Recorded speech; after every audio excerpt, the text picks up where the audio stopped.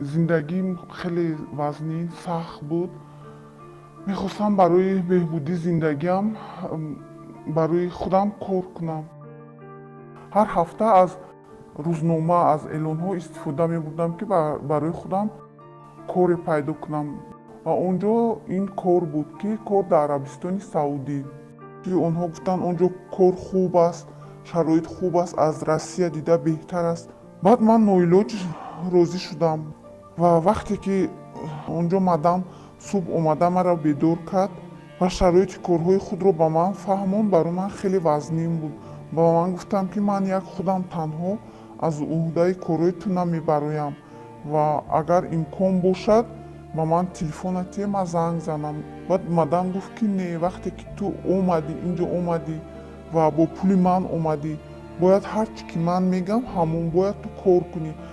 وقتی که من کار میکردم خیلی مشکل بود، گرم بود و هر چی که مدام میگفت همون رو میکردم و همین طور من 6 ماه کار میکردم.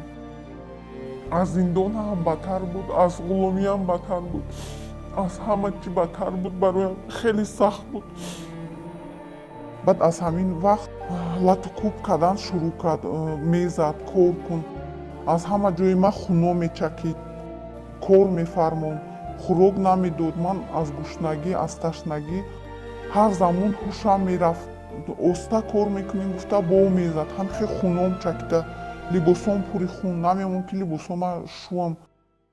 این بازگشت‌ها ба ватан тавассути кӯмаки бевоситаи консулгарӣ ва муассисаи дипломатии Тоҷикистон сурат мегирад ва баъд аз бозгаштан ба ин зан яъне ки як қатор кӯмакҳои маҷмӯӣ расонида шуд. ҳамин ташкилот мара хеле кӯмак кард. ба ман маблағи пулӣ кӯмак кардам ва ман бисёр муолиҷа кардам худамро.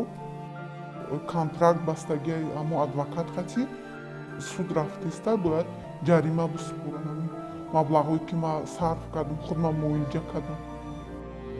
ва лоиҳа имкон дод ки аз ҳуқуқи чунин шаҳрвандоне ки онҳо дар муҳоҷират фиреб хӯрданд, шикаст хӯрданд ва истисмор шуданд, онҳоро ҳимоя кунанд ва аз он ҷумла ба ҳамин зане ки мо дар борааш сухан мекунем